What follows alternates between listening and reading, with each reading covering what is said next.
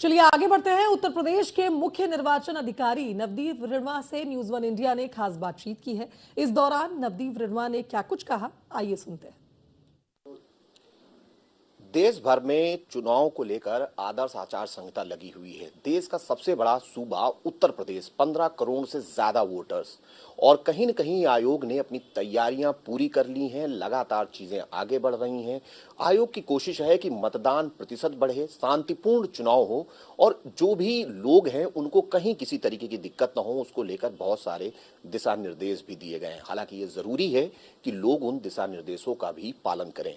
ये दिशा निर्देश न केवल आम व्यक्ति के लिए हैं बल्कि उन प्रत्याशियों के लिए भी हैं जो चुनाव लड़ रहे हैं, और शासन प्रशासन के लोगों के लिए भी हैं। हमारे साथ हैं उत्तर प्रदेश के मुख्य निर्वाचन अधिकारी नवदीप रिढ़वा सर। सर, सबसे पहले न्यूज़ वन इंडिया पर आपका स्वागत है। और किस तरीके से सर देख रहे हैं, चीज़ें लगातार आगे बढ़ रही हैं, देश का सबसे बड़ा सूबा, सबसे ज़्यादा वोटर्स, सबसे ज़्यादा सीट्स, कैसे देख रहे हैं सर?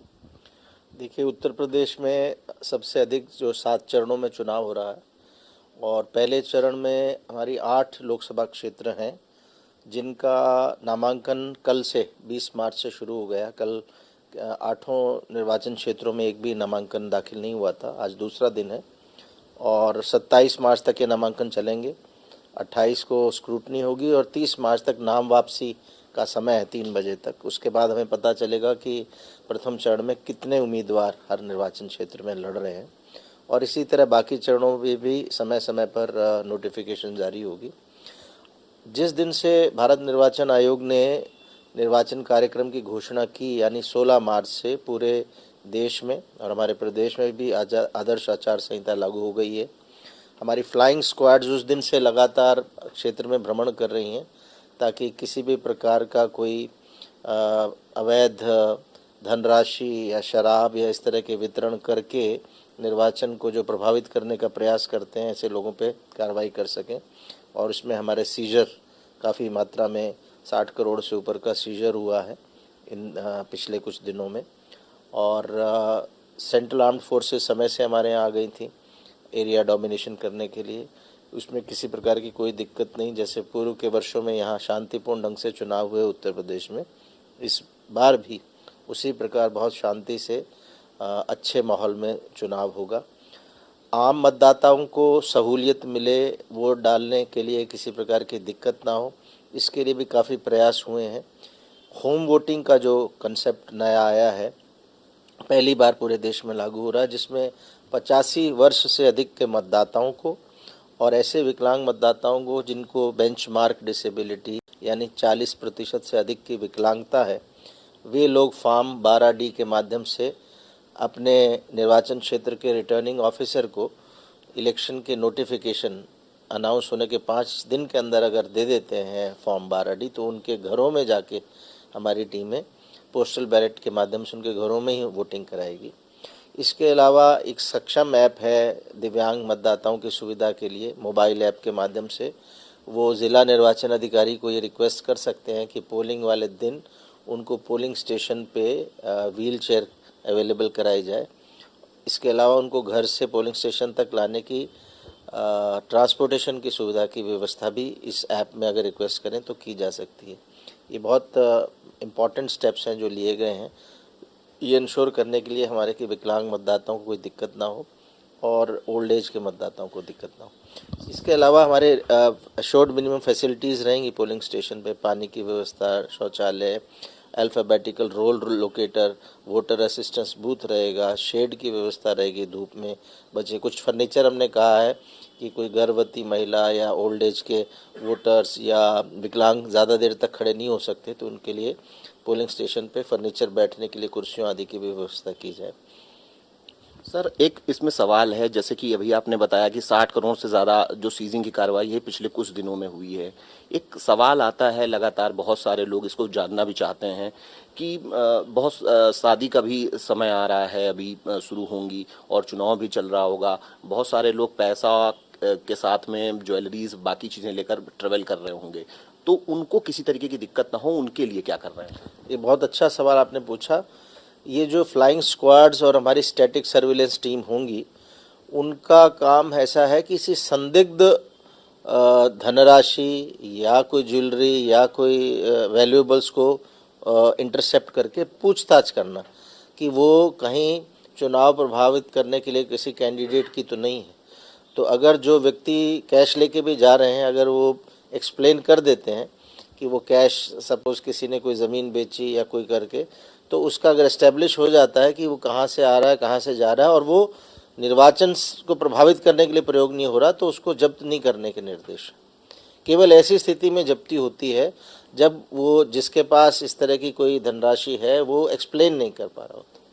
दूसरा सर, चीज़ें लगातार हैं, जैसे कि अभी आयोग ने सारी चीज़ें मॉनिटर की हैं और लगातार चीज़ें हो भी रही हैं। जैसे अभी जो जनप्रतिनिधि हैं, चाहे वो सांसद हों, विधायक हों, वो अपनी निधि से भी सीधे तौर पर कोई काम नहीं करा सकते हैं। क्या इसके लिए भी कोई गाइडलाइन है या जारी कर रहे हैं? बिल्कुल। अब जैसे ही मॉडल कोड ऑफ कंडक्ट लागू हुआ है, सांसद विकास निधि और विधायक विकास निधि, विधानसभा विकास निधि, इन दोनों में नया धनराशि अब जारी नहीं होगी। पुराने जो कार्य चल रहे हैं वो चल सकते हैं, उनका पेमेंट भी हो सकता है, लेकिन नई कोई रिलीज जब तक मॉडल कोड ऑफ कंडक्ट लागू हुआ है नहीं हो सकता इसमें। सर, एक बड़ा सवाल है, जब आप देख रहे हैं कि जब पहले भी चुनाव होते रहे तो बड़े पैमाने पर ऐसी शिकायतें आती थी कि वोटर्स के नाम लिस्ट में नहीं होते थे, और इस बार आयोग ने बहुत सारी कोशिशें की हैं और यही वजह है कि 15 करोड़ 29 लाख से ज़्यादा मतदाता उत्तर प्रदेश में हैं। तो उन वोटर्स के लिए जो मान लीजिए एक जगह से दूसरी जगह रह रहे हैं या प्रवासी भारतीय हैं, उनके लिए भी इस बार आयोग खासी व्यवस्था कर रहा है। सर, क्या कर रहे हैं उनके लिए? देखिए, हमने एक अभियान चलाया था, मैं हूँ ना, जो 27 अक्टूबर से हमने चलाया था। स्पेशल समरी रिवीजन हमारा शुरू होता है और वो अभी भी चल रहा है।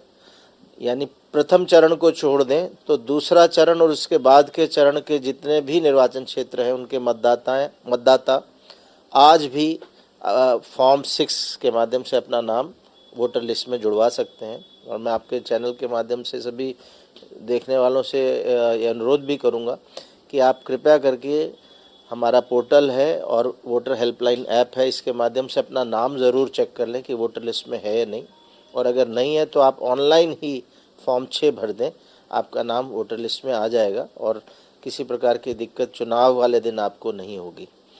और इसके अलावा मैं ये भी बताना चाहूँगा कि जब आप वोट डालने जाएं तो अपनी पहचान के लिए एपिक कार्ड ज़रूर ले जाएं, और अगर एपिक कार्ड नहीं हो तो 12 अन्य दस्तावेज हैं भारत निर्वाचन आयोग द्वारा निर्दिष्ट, जिनमें से वोटर ड्राइविंग लाइसेंस है, पासपोर्ट है, पैन कार्ड है, आधार कार्ड है। ऐसे 12 डॉक्यूमेंट्स, उनमें से कोई एक डॉक्यूमेंट ले जा सकते हैं आप अपनी पहचान सिद्ध करने के लिए।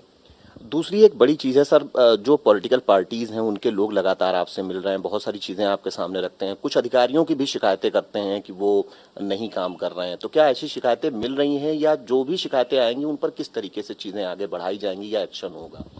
जी, अगर किसी भी अधिकारी कर्मचारी के खिलाफ से शिकायत आती है कि उसके द्वारा किसी पार्टी या किसी कैंडिडेट के पक्ष में कार्रवाई की जा रही है और पक्षपातपूर्ण रवैया अपनाया जा रहा है, तो उसकी जांच कराई जाती है, उसको दर्ज किया जाता है, उसकी जांच कराई जाती है, और अगर शिकायत सही पाई जाए तो उसको फिर वहाँ से निर्वाचन प्रक्रिया से अलग कर दिया जाता है अधिकारी कर्मचारी को। सर, बड़े पैमाने पर ऐसी चीज़ें चल रही हैं कि आयोग लगातार कोशिश कर रहा है कि जो 3 साल या उससे ज़्यादा समय से एक जगह पे तैनात हैं उनको हटा दिया जाए। क्या अभी भी ऐसी चीज़ें आती हैं कि अभी भी लोग या अधिकारी हैं जो अभी भी मतलब जगहों पर तैनात हैं लंबे वक्त से? नहीं, ऐसा नहीं है। जो 30 जून 2024 की कट ऑफ डेट है, इससे पहले के 4 सालों में जो 3 साल से अधिक एक स्थान पे हैं, और वो खास कैटेगरी के अधिकारी जो मुख्यतः चुनाव से जुड़े होते हैं, जैसे रिटर्निंग ऑफिसर, सहायक रिटर्निंग ऑफिसर, जिला निर्वाचन अधिकारी, SSP, deputy SP, additional SP, deputy DEO, tehsildar, SDM, जो सीधा निर्वाचन से जुड़े हैं या जिनकी ड्यूटियां होती हैं, बीडीओ भी हो सकते हैं, ऐसे अधिकारी 3 साल से अधिक नहीं रह सकते। उनका ट्रांसफ़र हुआ है, जब जनवरी में निर्देश आए थे भारत निर्वाचन आयोग के और फरवरी में ट्रांसफर्स हो गए थे। फिर भी ये संभव है कि कई बार कोई अधिकारी ऐसा छूट गया हो लिस्ट में, तो राजनीतिक दल या अन्य कोई भी वो सूचना आती है हमारे पास, तो उस पर हम लोग जांच कराते हैं। अगर ऐसा होता है तो फिर उसको हटवाते हैं। सर अंतिम सवाल है कि जिस तरीके से आयोग का प्रक्रिया चल रही है, पहले चरण का नामांकन चल रहा है और त्योहार भी आ रहा है, होली का त्योहार है, काफी बड़ी संख्या में फोर्सेस उत्तर प्रदेश के अलग अलग जिलों में डिप्लॉय हुई है, कानून व्यवस्था पूरी तरीके से मजबूत रहे, उसके लिए क्या कुछ कदम सर उठा रहे हैं? देखिए, चुनाव की प्रक्रिया तो चलती रहेगी और इसके दौरान जो त्यौहार आएंगे वो भी शांतिपूर्ण ढंग से मने, इसके लिए होम डिपार्टमेंट अपनी तैयारी रखता है, सभी अधिकारी तैयारी रखते हैं और किसी प्रकार की कोई दिक्कत हम लोग महसूस नहीं कर रहे। चुनाव के दौरान भी जो त्यौहार हैं वो शांतिपूर्ण ढंग से बीतेंगे। सर एक सवाल और आ रहा है कि जैसे जिस तरीके से आयोग लगातार अपनी चीजों को आगे बढ़ा रहा है, उन प्रत्याशियों को क्या कहेंगे, आम लोगों को क्या संदेश देना चाहेंगे ताकि वो आयोग की जो दिशा निर्देश है उनको फॉलो करें और उसका लाभ भी लें जो आयोग उनको दे रहा है वोटर्स के रूप में? देखिए, सभी कैंडिडेट्स और पॉलिटिकल पार्टी से हमने लगातार अभी तो पॉलिटिकल पार्टी से बैठक की है। जब कैंडिडेट्स तय हो जाते हैं तो फिर कैंडिडेट्स के साथ भी जिला निर्वाचन अधिकारी या आरओ बैठक करके चुनाव आयोग के जो भी दिशा निर्देश हैं, मॉडल कोड ऑफ कंडक्ट के प्रावधान, उनको अच्छे से बता दिया जाता है ताकि वो उसका उल्लंघन ना करें। और उसका उद्देश्य ये होता है कि एक लेवल प्लेइंग फील्ड सारी पार्टियों को और सभी कैंडिडेट्स को मिले। और हमारे सामान्य मतदाताओं से मैं ये अपील करना चाहूँगा कि अपना नाम ज़रूर चेक कर लें, वोटर लिस्ट में नाम ज़रूर अपना होना चाहिए उनका, और चुनाव वाले दिन वो सुबह सुबह वोट डालने जाएं क्योंकि आगे गर्मी का समय आ रहा है। अगर सुबह जाएंगे तो गर्मी के मौसम में हीट स्ट्रोक वगैरह से बचे रहेंगे। इसके अलावा अपना जो वोट है वो बिना किसी डर के और बिना किसी प्रलोभन के दें। हमने वल्नरेबिलिटी मैपिंग की एक बहुत बड़ी प्रक्रिया होती है जिसमें सारे विधानसभा क्षेत्रों में एक एक एरिया को हमने देखा है कि कहाँ ऐसे पॉकेट्स हैं जहाँ के वोटर्स को डराया, धमकाया या प्रभावित किया जा सकता है अन्य कारणों से, और उन लोगों को भी चिन्हित किया है जो इस तरह के काम में पहले शामिल रहे हों, उनके खिलाफ कार्रवाई भी की है। तो कोई डरने की आवश्यकता नहीं किसी से, और प्रलोभन से बचने की आवश्यकता है। हमारी टीमें अवश्य काम कर रही हैं। जो इस तरह के कैंडिडेट्स अगर धन बल के आधार पर जीतने का प्रयास करेंगे और हमारी जो एक लिमिट है 95 लाख की, उसको तोड़ने का प्रयास करेंगे तो उनके खिलाफ कार्रवाई तो होगी। लेकिन हमारे जो मतदाता हैं, खासकर युवा मतदाता हैं, 18 साल 19 साल के, जो पहली बार वोट डालेंगे, उनसे हमारा आह्वान है कि वो आप केवल कैंडिडेट के गुणों पे और उसके क्वालिटीज़ पे आप देख के वोट दें। किसी प्रकार के प्रलोभन या डर से वोट देने की आवश्यकता नहीं। धन्यवाद। ये हैं उत्तर प्रदेश के मुख्य निर्वाचन अधिकारी नवदीप रिणवा सर, जो बता रहे हैं, बहुत डिटेल में चीजें उन्होंने बताई हैं, आयोग किस तरीके से कोशिशें कर रहा है, मतदान प्रतिशत बढ़े, कानून व्यवस्था मेंटेन रहे, कहीं पर भी कोई धमकी या प्रलोभन जैसी चीजें ना हो। होली के त्यौहार को लेकर भी विशेष इंतजाम है, किस तरीके से लोग अपना वोट कास्ट कर सकते हैं, उसके लिए अगर उनके पास में वोटर ID कार्ड नहीं है तो बाकी के जो आयोग ने चीजें बताई हैं वो लेकर वो मौके पर जा सकते हैं और बेहतर ढंग से उत्तर प्रदेश समेत देश में निर्वाचन में अपना सहयोग दे सकते हैं। कैमरामैन अमित शाहानी के साथ मैं एस के वाजपेयी, न्यूज़ 1 इंडिया, लखनऊ।